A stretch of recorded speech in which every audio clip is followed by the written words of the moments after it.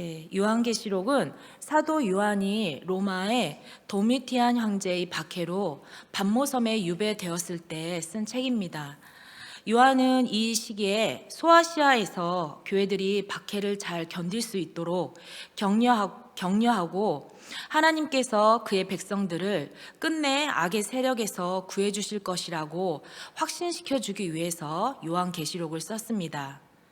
그리고 장차 오실 예수님의 재림에 대해서도 드러내며 반드시 예수 그리스도의 약속이 이루어질 것이라는 소망도 함께 기록되어 있습니다. 본문은 소아시아 7교회에 보낸 편지의 마지막으로 라오디게아 교회의 사자에게 보낸 편지 내용입니다. 여기서 7교회라는 것은 7은 완전수로 모든 교회를 의미합니다. 라오디게아는 소아시아의 내륙과 바다로 나아가는 관문인 에베소를 연결하는 교통의 요충지였습니다. 무역이 발달했을 뿐만이 아니라 양모산업과 금융업이 발달한 도시였습니다. 그래서 이곳의 시민들은 부유하게 잘 살았습니다. 또 이 지역은 매우 자유분방한 사회 분위기를 가지고 있었습니다. 그래서 라오디게아 교회의 성도들은 외부의 핍박이나 경제적인 어려움을 겪지 않고 평안한 가운데 신앙생활을 할 수 있었습니다. 그러나 놀랍게도 주님은 이 교회가 눈이 멀고 벌거벗고 가난하다고 책망하십니다. 주님은 이 교회에 대해 책망과 징계를 하기 위한 것이 아니라 해결책을 말씀하시는 것이며 그것도 간절히 부탁하고 계십니다. 내가 너희를 사랑해서 책망하는 것이니 지금이라도 돌이키라는 것입니다. 라오디게아 교회는 스스로 부요하여 부족한 것이 없다라고 생각했습니다. 현대 교회의 모습도 이 교회처럼 육신적으로 평안하며 영적으로도 부족함이 없다라고 스스로 자기 만족에 빠져 신앙생활을 하고 있는 것은 아닌지 생각해 보게 되었습니다. 가장 무서운 것은 자신이 부족한 것이 없고 아무 문제가 없다라고 느끼는 상태입니다. 오늘 말씀을 통해 우리를 향한 주님의 음성을 듣고 우리의 모습을 되돌아보며 부족함을 느끼는 은혜의 시간이 되기를 소망합니다. 사도 요한은 예수님을 아멘이시오, 충성되고 참된 증인이시오, 하나님의 창조의 근본이신 이라고 말씀합니다. 아멘은 진실한, 확고한이라는 뜻인데요. 예수님은 진실하시고 충성되시고 참된 증인이시며 하나님과 함께 모든 만물의 창조주시고 다스리시는 분이십니다. 그 예수님께서 라오디아 교회와 우리에게 오늘 말씀하십니다. 15에서 16절을 다시 한번 읽어보겠습니다. 내가 내 행위를 아노니 내가 차지도 아니하고 뜨겁지도 아니하도다. 내가 차든지 뜨겁든지 하기를 원하노라. 내가 이같이 미지근하여 뜨겁지도 아니하고 차지도 아니하니 내 입에서 너를 토하여 버리리라. 네, 주님의 강한 책망의 말씀 같은데 이 비유의 말씀은 라오디게아 북쪽 약 11km 떨어진 지점에 위치한 히에라볼리라는 곳에 뜨거운 온천수와 라오디게아 동쪽으로 16km 지점에 위치한 골로새의 차가운 우물을 그 배경으로 하고 있습니다. 뜨거운 물은 사람의 질병을 고쳐주고 차가운 물은 시원하게 해줍니다. 둘 다 좋은 기능을 가지고 있습니다. 히에라볼리에서 솟아난 온천수는 처음에는 매우 뜨겁지만 라오디게아 지역에 흘러오면서 식어버려서 미지근하게 되고 골로새의 차가운 물도 라오디게아 지역을 흘러오면서 역시 미지근해지는데 라오디게아 지역은 석회가 많아서 그 물속에 불순물이 섞여 있는 물이었습니다. 이렇게 불순물이 섞여 있는 미지근한 물을 누구라도 마시기를 좋아하지는 않을 것입니다. 입에 넣었다가 그 물을 토해버릴 수도 있습니다. 그런데 라오디게아 교회의 신앙이 바로 이와 같이 뜨겁지도 않고 차지도 않고 먹기에 역겨워 토할 미지근한 그런 신앙이었다라는 것입니다. 라오디게아 교회는 외적으로 핍박이 없고 경제적으로 풍요로운 삶을 살다 보니 영적으로도 나는 부자라 부요하여 부족한 것이 없다라고 자기 만족에 빠졌던 것입니다. 자기 만족에 빠지면 간절함이 없게 되고 구하지 않게 되며 곧 미지근한 신앙이 되어 하나님의 뜻대로가 아닌 자기 뜻대로 하나님을 섬기며 하나님과 점점 멀어지게 되는 것입니다. 스스로 부족한 것이 없다라고 교만한 라오디게아 교회를 향해 주님의 진단인 말씀입니다. 내 공고한 것과 가련한 것과 가난한 것과 눈먼 것과 벌거벗은 것을 알지 못하는도다. 주님의 기준에 따르면 실상 그 교회는 부유한 교회가 아니라 영적으로 참 진리를 보지 못해 공고하고 가련하고 가난하며 눈멀고 벌거벗은 상태였다라는 것입니다. 더욱 주님이 가슴 아파하시는 것은 이 교회가 이런 최악의 상태에 있는데도 그들은 그 사실을 인식조차 하지 못하고 있다는 점입니다. 하지만 주님은 라오디게아 교회를 사랑하시기에 그들의 거짓된 자기 만족을 진단하신 후 회복의 길을 처방해 주십니다. 그것은 먼저 내게서 불로 연단한 금을 사서 부요하게 하라고 권면하십니다.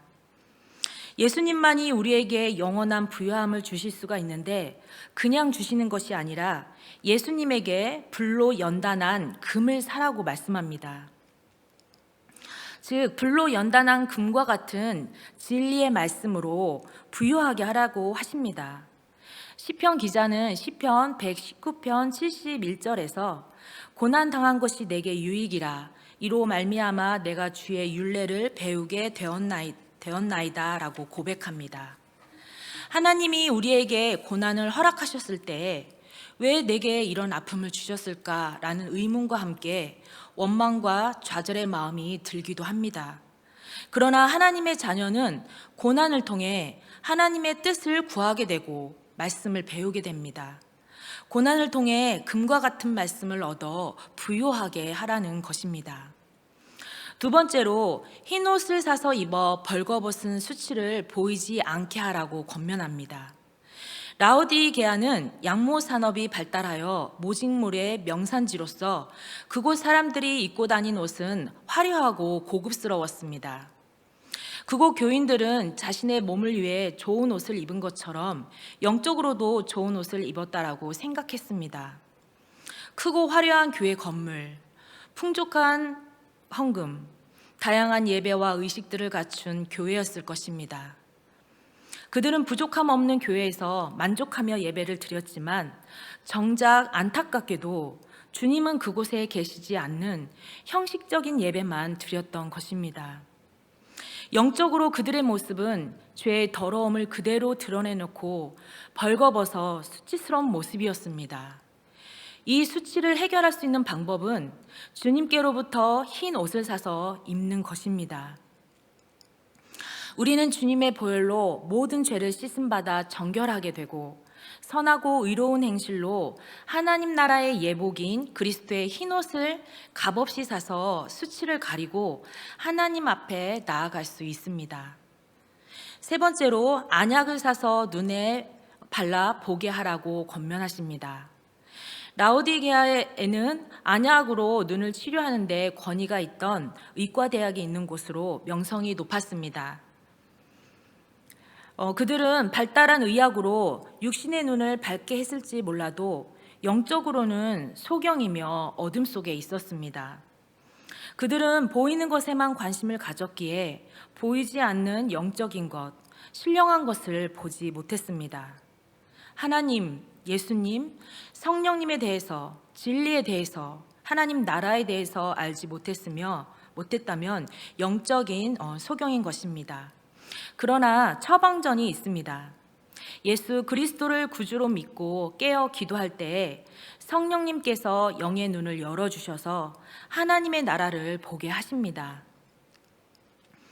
요한복음 8장 12절에 예수께서 또 말씀하여 이르시되 나는 세상의 빛이니 나를 따르는 자는 어둠에 다니지 아니하고 생명의 빛을 얻으리라 라고 말씀하십니다. 성령님이 우리의 영안을 활짝 열어주셔서 세상의 참 빛이신 예수 그리스도를 바라보고 따름으로 어둠이 아닌 생명의 빛을 얻는 우리 모두가 되기를 바랍니다. 이렇게 주님께서 라오디게아 교회를 책망하여 징계하심은 사랑하기 때문임을 알 수 있습니다. 19절에 무릇 내가 사랑하는 자를 책망하여 징계하노니 그러므로 내가 열심을 내어 회개하라 말씀하십니다. 내가 지금 너희를 사랑함으로 책망하는 것이니 돌이켜 진실로 회개하고 내게로 돌아오라는 것입니다. 주님은 우리가 죄악 중에 있다 할지라도 주님의 품으로 돌아오기를 간절히 원하시는 분입니다. 우리를 사랑하기에 잘못된 길을 갈 때 책망하시고 징계하시는 것입니다. 하나님의 징계를 받는다면 기뻐하고 감사하는 마음으로 진정으로 회개하며 뜨거워져야 합니다. 그때 주님께서 회복시켜 주셔서 충성된 자로 다시 설 수 있을 것입니다. 라오디게아 교회가 거짓된 자기 만족에 빠져 있는 동안 그들의 교회 문 밖으로 밀려나 계셨던 주님께서 주님 앞에 나와 회개하는 자들과 교회의 문을 문 밖에 서서 하염없이 두드리고 계십니다. 20절을 함께 읽어보겠습니다. 볼지어다 내가 문 밖에 서서 두드리노니 누구든지 내 음성을 듣고 문을 열면 내가 그에게로 들어가 그와 더불어 먹고 그는 나와 더불어 먹으리라. 아멘. 주님은 지금도 우리가 우리의 생각과 방법을 내려놓고 주님과 교제 나누기를 원하십니다. 그래서 친히 찾아오셔서 우리의 마음의 문을 두드리고 계시며 그 문이 열기를 기다리고 계십니다. 나의 사랑하는 자야, 내 마음의 문을 내게 열어주지 않겠니? 내가 너에게 들어가 불로 연단한 승금 같은 말씀을 주어 내가 말씀으로 충만하게 되길 원하고 내가 주는 흰 옷을 입어 정결케 되길 원하며 내가 주는 안약을 발라서 나를 바라보길 원한다. 나를 너에게 주어 오직 나로 내가 가득 채워지길 원한다. 나와 함께 하자 라고 말씀하고 계십니다. 우리의 마음 가운데 주님이 계신지 살펴보아야 합니다. 코로나로 모이기도 힘들고 예배 드릴 때도 거리를 두는 어려운 시대이지만 예배 드릴 수 있음에 감사합니다. 한 번의 예배를 드리더라도 마음을 다해 신령과 진정으로 드리고 즐겁고 기쁜 마음으로 드리는 예배를 하나님께서는 기쁘게 받으십니다. 주님이 우리에게 원하시는 것은 안주하는 미지근한 신앙이 아니라 주님을 더욱 의지하고 온 마음을 다해서 사랑하는 뜨거운 신앙입니다. 주님은 우리를 죽기까지 사랑하셨는데 어떻게 즐거워하고 기뻐하지 않을 수가 있겠습니까? 오늘도 문 밖에 서서 하염없이 두드리는 주님께 마음의 문을 활짝 열어드림으로 주님이 우리 안에 거하시며 뜨거운 사랑의 교제가 넘쳐나기를 바랍니다. 이기는 자에게는 주님의 보좌에 함께 앉게 해주시겠다고 하십니다.